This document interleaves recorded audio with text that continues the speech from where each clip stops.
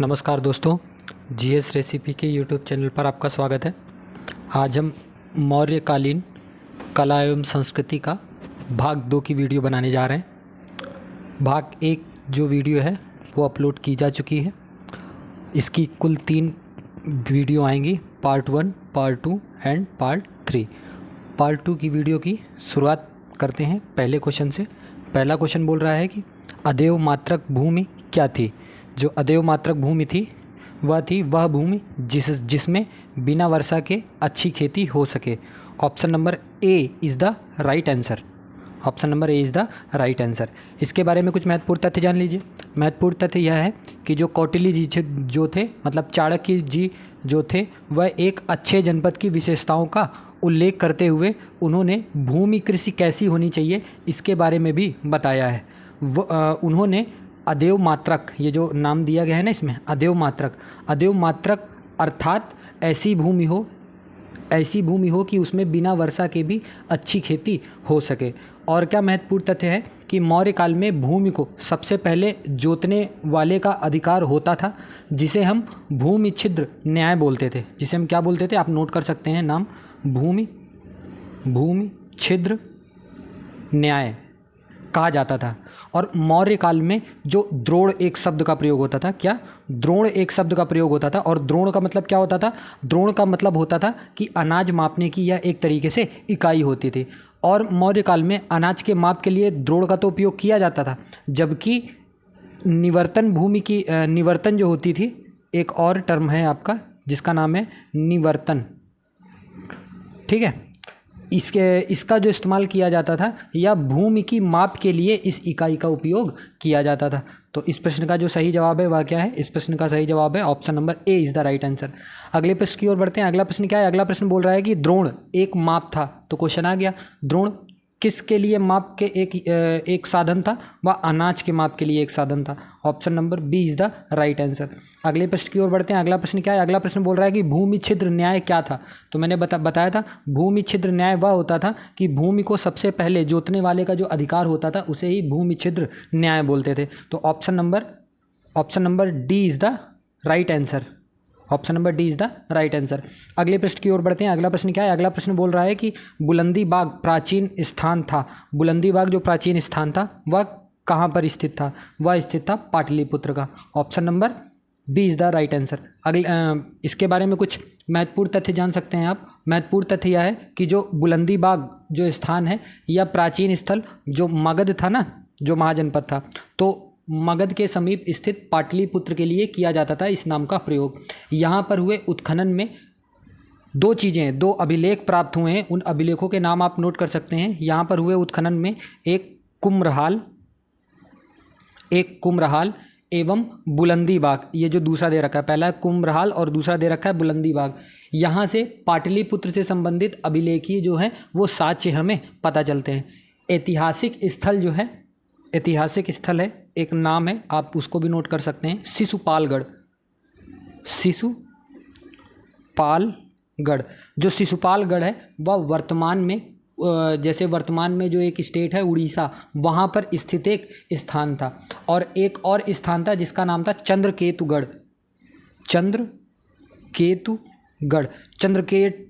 की जो वर्तमान जो लोकेशन है वह बंगाल में स्थित था, जो कि मृदभांडों की उत्खनन की दृष्टि से महत्वपूर्ण था।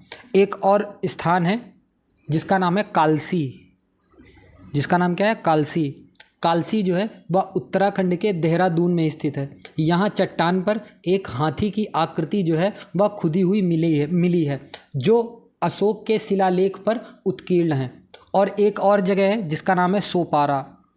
जिसका क्या नाम है, सोपारा जो है वह आज के समय के महाराष्ट्र प्रांत के थाना जिले में स्थित एक खंडित शिला पर 8वें शिलालेख के कुछ भाग जो हैं वह उत्कीर्ण किए गए हैं। कहाँ पर, सोपारा में। एक और स्थान है जिसका नाम है जौगढ़ का जो प्रशासनिक केंद्र था उसका नाम था समापा।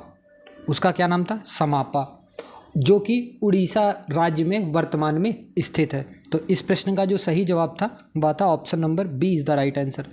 अगले प्रश्न की ओर बढ़ते हैं। अगला प्रश्न क्या है? अगला प्रश्न बोल रहा है कि मौर्य राजधानी पाटलिपुत्र का संबंध निम्नलिखित में से किन पुरातात्विक अवशेषों से है? तो मैंने बताया था 2 पुरातात्विक स्थल थे। कौन से थे? वह था एक कुम्भरहार, पहला था कुम्भरहार और दूसरा था बुलंदीबाग। तो option number C is the right answer. इसके पिछले ही क्वेश्चन में मैंने इसके बारे में एक्सप्लेन किया है। तो option number C is the right answer. अगले प्रश्न की ओर बढ़ते हैं। अगला प्रश्न क्या है? अगला प्रश्न बोल रहा है कि प्रारंभिक ऐतिहासिक काल का नगरीय स्थल शिशुपालगढ़ जो है वह कहाँ स्थित है? तो वह जो स्थित है वह उड़ीसा में स्थित है। Option number A is the right answer. ठीक है, अगले प्रश्न की ओर बढ़ते हैं। अगला प्रश्न क्या है? अगला प्रश्न बोला है कि कालसी जो है वह प्रसिद्ध है। तो मैंने बताया है कालसी जो किस लिए प्रसिद्ध है? कालसी जो है वह अशोक के शिलालेख के कारण प्रसिद्ध है। Option number C is the right answer. Option number C is the right answer. अगले प्रश्न की ओर बढ़ते हैं। अगला प्रश्न क्या है? अगला प्रश्न बोल रहा है कि सोपारा कहाँ स्थित है? तो मैंने बताया था सोपारा कहाँ पर स्थित है। सोपारा जो है वह महाराष्ट्र में स्थित है। तो option number A is the right answer. ठीक, अगले प्रश्न की ओर बढ़ते हैं। अगला प्रश्न क्या है? अगला प्रश्न बोल रहा है कि मौर्यकालीन प्रशासनिक केंद्र समापा का समीकरण किससे किया जा सकता है? तो मैंने बताया था लास्ट में वह क्या था? वह जौगड़ से इसका समीकरण किया जा सकता है। Option number d is the right answer. अगले प्रश्न की ओर बढ़ते हैं। अगला प्रश्न है कि मौर्यकाल में क्या क्या था? पशु हत्या पर रोक लगाई गई थी। किस पर? पशु हत्या पर रोक लगाई गई थी। Option number d is the right answer.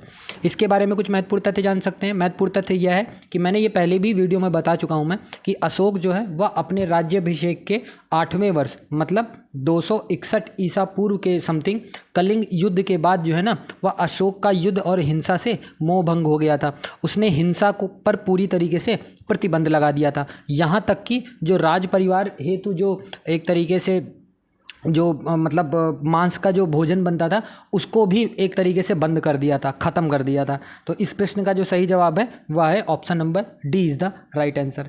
अगले प्रश्न की ओर बढ़ते हैं। अगला प्रश्न क्या है? अगला प्रश्न बोल रहा है कि सुदर्शन झील का निर्माण किसने कराया था? तो इस प्रश्न का सही जवाब है सुदर्शन झील का जो निर्माण है वह पुष्यगुप्त वैश्य ने करवाया था इसका निर्माण। तो option number C is the right answer. इसके बारे में कुछ महत्वपूर्ण तथ्य जान लीजिए। महत्वपूर्ण तथ्य यह है कि सुदर्शन झील का जो निर्माण है वह चंद्रगुप्त मौर्य के शासनकाल में सौराष्ट्र के जो गवर्नर थे उनका नाम क्या था? उनका नाम था पुष्यगुप्त वैष्णव। इनके द्वारा किया गया था। ठीक है, ये राजा नहीं थे, या वहाँ के गवर्नर थे। कहाँ के? सौराष्ट्र के। ठीक है, जो कि गुजरात में। सौराष्ट्र के ये गवर्नर थे, इन्होंने इसका निर्माण करवाया था। यह जानकारी जो हमें प्राप्त होती है वह एक शक शासक थे जिनका नाम था रुद्रदामन। तो रुद्रदामन जी का एक शिलालेख है जिनका नाम है जूनागढ़ अभिलेख। जिनका नाम क्या है? जिनका नाम है जूनागढ़ अभिलेख। तो जूनागढ़ अभिलेख जो कि लगभग 150 ईस्वी में या एक तरीके से मिला था इससे इसकी जानकारी हमें मिलती है। इसी अभिलेख से हमें यह भी पता चलता है कि अशोक के शासनकाल में इसी झील का जो है वह पुनर्निर्माण कराया गया था। उस समय वहाँ का जो राज्यपाल था ना, उस समय वहाँ के जो राज्यपाल थे उनका नाम क्या था? वहाँ के राज्यपाल का नाम था तुशास्य। क्या था? तुशास्य वहाँ के राज्यपाल का नाम था। इसके अतिरिक्त इसी अभिलेख से ही इस झील के बांधों के पुनर्निर्माण की जानकारी जो है वह स्कंदगुप्त के शासनकाल में एक गिरनार के एक प्रशासक थे जिनका नाम था सुविशाख।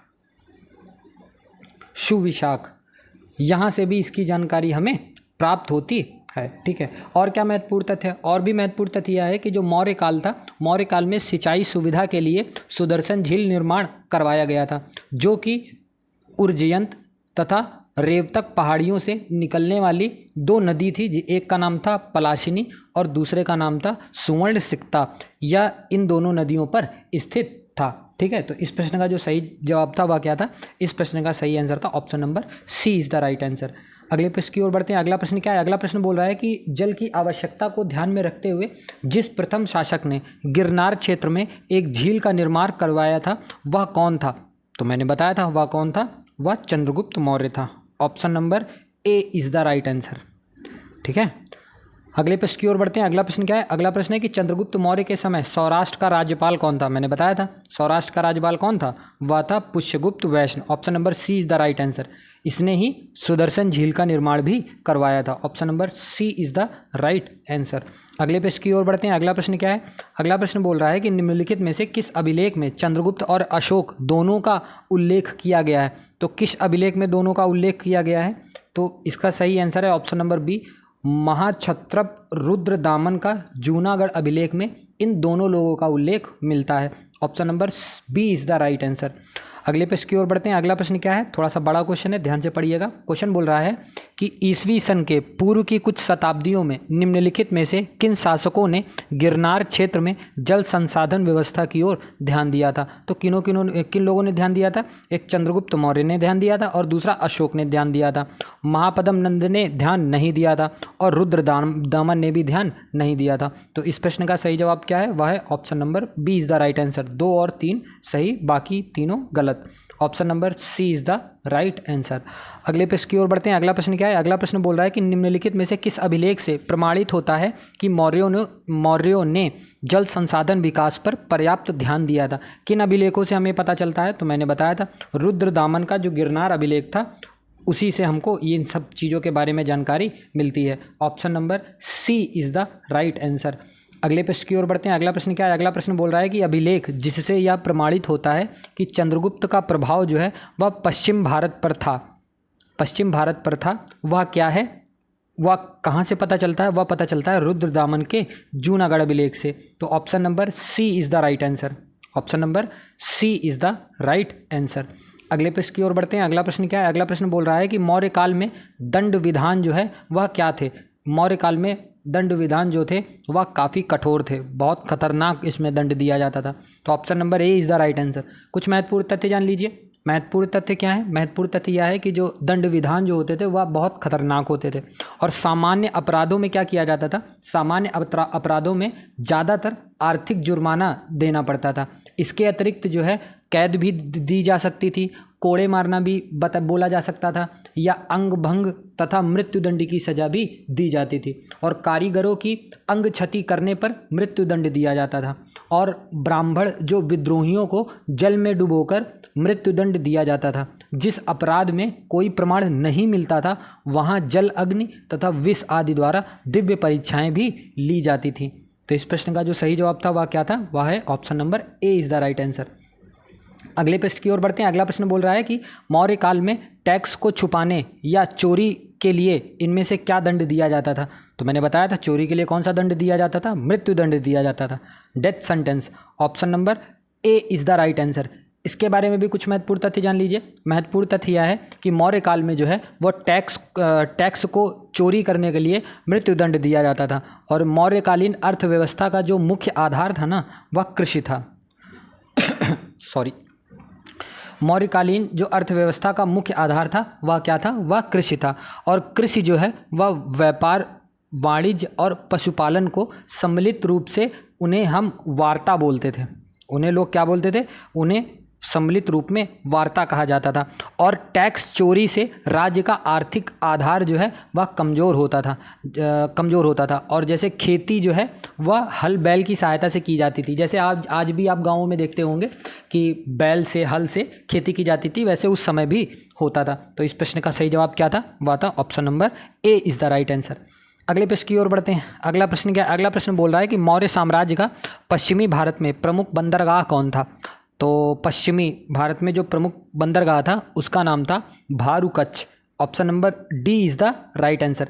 इसके बारे में कुछ महत्वपूर्ण तथ्य जान लीजिए। महत्वपूर्ण तथ्य यह है कि मौर्यकालीन पश्चिमी तट के जो प्रमुख बंदरगाह थे उनका नाम क्या था, उनका नाम एक भारूकच्छ था जो कि कहाँ पर स्थित था, जो कि गुजरात में स्थित है। ठीक है, और एक बहुत इंपॉर्टेंट और मतलब बंदरगाह था, उसका नाम क्या था, उसका नाम सोपारा था। उसका नाम क्या था, उसका नाम सोपारा था जो कि महाराष्ट्र में स्थित है। ये तो हो गया पश्चिमी घाट के।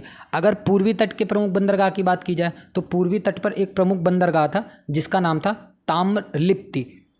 आप नोट कर सकते हैं, ये जो लिखा हुआ है ताम्रलिप्ति जो है यह पूर्वी एक तरीके से घाट का एक बहुत इंपॉर्टेंट बंदरगाह था जो कि कहाँ पर स्थित है, जो कि इस समय पश्चिमी बंगाल में स्थित है। तो option number d is the right answer. इस प्रश्न का सही जवाब ऑप्शन नंबर डी होगा। अगले प्रश्न की ओर बढ़ते हैं। अगला प्रश्न क्या है, अगला प्रश्न बोल रहा है कि मौर्यों के काल तक गंगा मुहाने का कौन सा मुख्य बंदरगाह हो गया था। तो कौन सा मुख्य बंदरगाह हो गया था, मैंने बताया था कौन सा है, ऑप्शन नंबर डी ताम्रलिप्ति जो है वह मुख्य बंदरगाह हो गया था जो कि पश्चिमी बंगाल में स्थित था। Option number d is the right answer. अगले प्रश्न की ओर बढ़ते हैं। अगला प्रश्न क्या है? अगला प्रश्न बोल रहा है कि सार्थवाह किसे कहते हैं? जो सार्थवाह था ना, वह किसे कहते थे? वह व्यापारियों के काफिले को कहा जाता था। Option number B is the right answer. इसके बारे में कुछ महत्वपूर्ण तथ्य जान लीजिए। महत्वपूर्ण तथ्य यह है कि प्राचीन काल में रास्ता दुर्गम होने के कारण जो व्यापार करना जो है ना, वह अत्यंत कठिन था। इसलिए क्या होता था, व्यापारी जो हैं वह सार्थवाह के रूप में व्यापार करते थे, मतलब ग्रुप बना के जाते थे, जो कि एक प्रकार का व्यापारियों का काफिला होता था, जिसमें विभिन्न श्रेणियों के लोग होते थे। वस्तुतः जो सार्थ व्यापारियों का जो समूह था और जो सार्थवाह जो था वह व्यापारिक प्रधान हुआ करता था। तो एक तरीके से ग्रुप में जाएंगे तो कोई हमला नहीं करेगा, कोई हमला करेगा तो उससे बचा भी जा सकता है। तो इस प्रश्न का जो सही जवाब था वह क्या था? वह था option number B is the right answer. अगले प्रश्न की ओर बढ़ते हैं। अगला प्रश्न क्या है? अगला प्रश्न बोल रहा है कि दक्षिणा पथ के रूप में सुविख्यात प्राचीन व्यापार मार्ग जोड़ता था। किसको जोड़ता था? वह जोड़ता था अजंता को पाटलिपुत्र से। Option number d is the right answer. इसके बारे में महत्वपूर्ण तथ्य जान लीजिए। महत्वपूर्ण तथ्य ये है कि जो ये दक्षिणा पथ है या अजंता को पाटलिपुत्र से जोड़ता था, जो कि सुविख्यात एक तरीके से प्राचीन व्यापार मार्ग था। यह मार्ग जो था वो मौर्य काल में बनाया गया था और इसका मुख्य कारण क्या था? क्योंकि यहाँ से व्यापार बहुत ज़्यादा होता था। तो इस प्रश्न का जो सही जवाब है वह है option number d is the right answer. अगले प्रश्न की ओर बढ़ते हैं। अगला प्रश्न क्या है? अगला प्रश्न बोल रहा है कि निम्न में से मौर्य काल का मुख्यतः कौन सा जो है वह भूमिकर था? कौन सा भूमिकर था? वह था भाग। Option number A is the right answer. इसके बारे में कुछ महत्वपूर्ण तथ्य जान लीजिए। महत्वपूर्ण तथ्य यह है कि मौर्य काल में जो आय का मुख्य स्रोत था वह भूमिका कर था, मतलब भूमिकर था। यह सिद्धांत जो है, यह सिद्धांत क्या बोलता था? यह उपज का लगभग 1/6 भाग हुआ करता था, परंतु व्यवहार में ना ये लोग 1/4 ही वसूल कर लिया करते थे। जैसा कि अर्थशास्त्र एवं यूनानी प्रमाणों से ज्ञात होता है हमें कि जो भूमिकर है, भूमिकर को भाग कहा जाता था, तथा समाहर्ता नामक पदाधिकारी को, आप नाम नोट कर सकते हैं, समाहर्ता जो नामक पदाधिकारी करों को एकत्र करने तथा आय व्यय का लेखा जोखा करने के लिए उत्तरदायी होता था। और एक तरीके से अशोक का एक अभिलेख था, उसका नाम क्या था? उसका नाम था रुम्मिनदेई। आप नोट कर सकते हैं, उसका नाम क्या था? उसका नाम था रुम्मिनदेई अभिलेख। इस अभिलेख से कर नीति एवं अर्थव्यवस्था की जो है वह जानकारी हमें प्राप्त होती है। और अशोक के शासन के 10वें वर्ष में बोध गया की यात्रा की। किसने? अशोक ने। तथा 20वें वर्ष में उसने बुद्ध की जन्मस्थली लुम्बिनी ग्राम गया में गया तथा लुम्बिनी में अशोक ने धर्म कर मुक्त घोषित कर दिया, मतलब बोल दिया कि कर ही नहीं लिया जाएगा।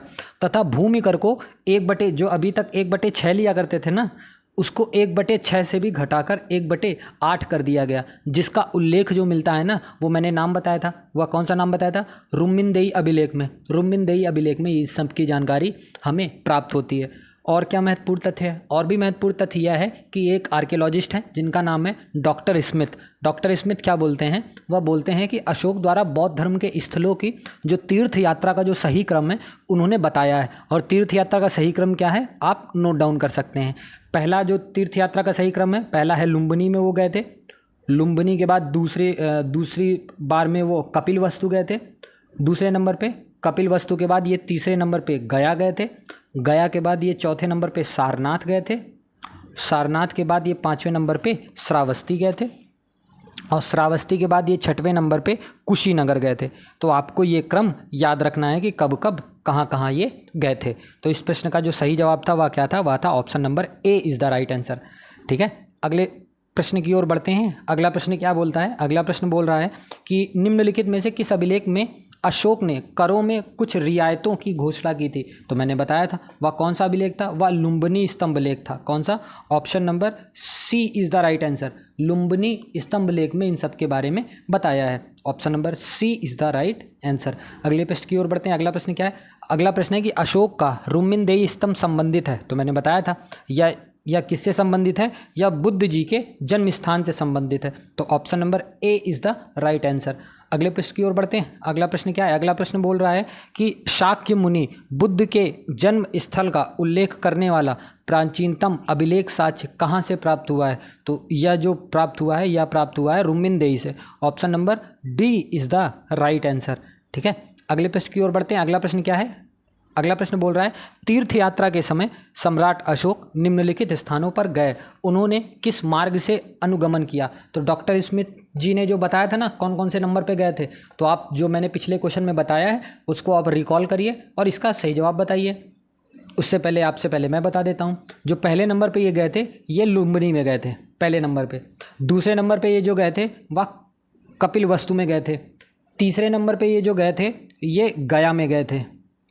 चौथे नंबर पे जो गए थे ये सारनाथ में गए थे। पाँचवें नंबर में जो गए थे ये श्रावस्ती में गए थे। और छठवें नंबर पे ये कुशीनगर में गए थे। तो इस प्रश्न का जो सही जवाब है वह क्या है, वह है option number d is the right answer. ठीक है, अगले प्रश्न की ओर बढ़ते हैं। अगला प्रश्न क्या है, अगला प्रश्न बोल रहा है कि निम्नलिखित में से किस राजा के एक अभिलेख से सूचना मिलती है कि शाक्य मुनि बुद्ध का जन्म लुम्बिनी में हुआ था।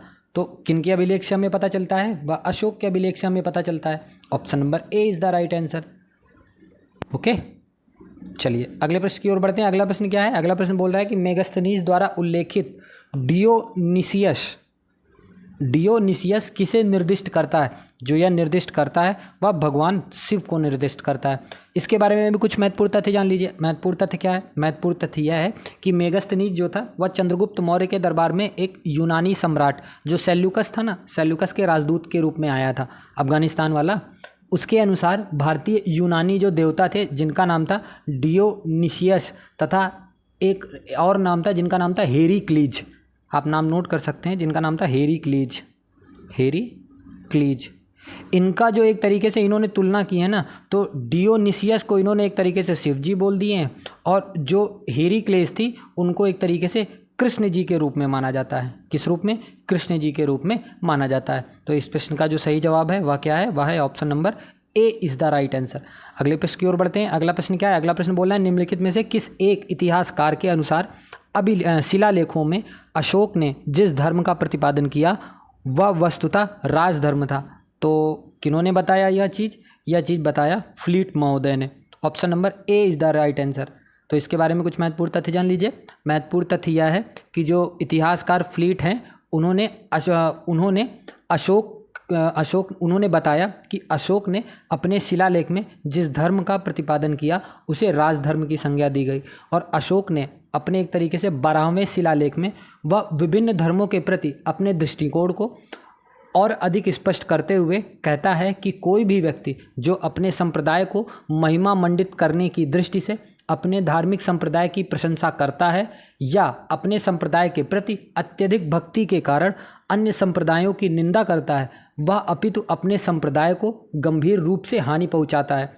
और अगर बोला जाए कि बौद्ध मत के प्रति जो है वह अशोक की आस्था का जो स्पष्ट प्रमाण हमें मिलता है वह रुम्मिनदेई स्तंभ लेख से मिलता है तथा एक और लेख है जिसका नाम है निगाली सागर स्तंभ लेख।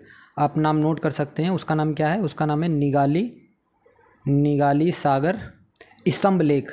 वहाँ से इसके बारे में हमें पता चलता है। जबकि अशोक का जो प्रथम लघु शिलालेख था, कौन सा, पहला जो लघु शिलालेख था, उसमें भी बौद्ध मत के प्रति आस्था का प्रमाण जो है वो हमें मिलता है। और अशोक ने ही सहिष्णुता, उदारता और करुणा के आधार पर राजधर्म की जो है उन्होंने स्थापना करी थी। तो इस प्रश्न का जो सही जवाब है वह है option number A is the right answer. अगले प्रश्न की ओर बढ़ते हैं। अगला प्रश्न क्या है, अगला प्रश्न बोल रहा है कि क्वेश्चन बड़ा है, ध्यान से पढ़िएगा। क्वेश्चन बोल रहा है कि निम्नलिखित में से किस शासक ने अपनी प्रजा को इस अभिलेख के माध्यम से परामर्श दिया था। और उस अभिलेख में क्या लिखा था, उस अभिलेख में लिखा था कोई भी व्यक्ति जो अपने संप्रदाय को महिमा मंडित करने की दृष्टि से अपने धार्मिक संप्रदाय की प्रशंसा करता है या अपने संप्रदाय के प्रति अत्यधिक भक्ति के कारण अन्य संप्रदायों की निंदा करता है, वह अपितु अपने संप्रदाय को गंभीर रूप से हानि पहुंचाता है। यह जो वाक्य बोला था, या किन्होंने यह वाक्य बोला था, यह बोला था अशोक ने अपने शिलालेख में। किसमें, अशोक ने अपने शिलालेख में बोला था। और कौन से शिलालेख में, 12वें शिलालेख में यह बात बोली थी। तो इस प्रश्न का सही जवाब है option number A is the right answer. अगले प्रश्न की ओर बढ़ते हैं। अगला प्रश्न क्या है, अगला प्रश्न भी बड़ा सा है, ध्यान से पढ़िएगा। प्रश्न बोल रहा है कि बौद्ध धर्म में अशोक की आस्था के बारे में निम्नलिखित कथनों पर विचार कीजिए। पहला कथन बोल रहा है कि रुम्मिनदेई स्तंभ जो है जो अभिलेख है और जो निगाली सागर स्तंभ अभिलेख है वह बौद्ध मत में अशोक की आस्था का स्पष्ट प्रमाण देते हैं। हाँ, बिल्कुल सही बात है। दूसरा कथन बोल रहा है कि लघु शिलालेख प्रथम में बौद्ध मत में अशोक की आस्था में अकस्मात इसके बारे में बताया गया है, तो बिल्कुल बिल्कुल बात सही है। दूसरा कथन भी सही है, तो इस प्रश्न का सही जवाब हो जाएगा, वह हो जाएगा option number C is the right answer. अगले प्रश्न की ओर बढ़ते हैं। अगला प्रश्न क्या है? अगला प्रश्न और आज का अंतिम प्रश्न क्या बोल रहा है? किसने सहिष्णुता, उदारता और करुणा के त्रिविध आधार पर राजधर्म की स्थापना करी थी? तो किन्होंने इसकी स्थापना करी थी? वह स्थापना करी थी अशोक ने। तो option number A is the right answer. तो जो ये सीरीज चल रही है कैसी लग रही है आपको, प्लीज़ कमेंट सेक्शन में लिख के बताइए। चैनल को सब्सक्राइब करिए, वीडियो को लाइक करिए। धन्यवाद।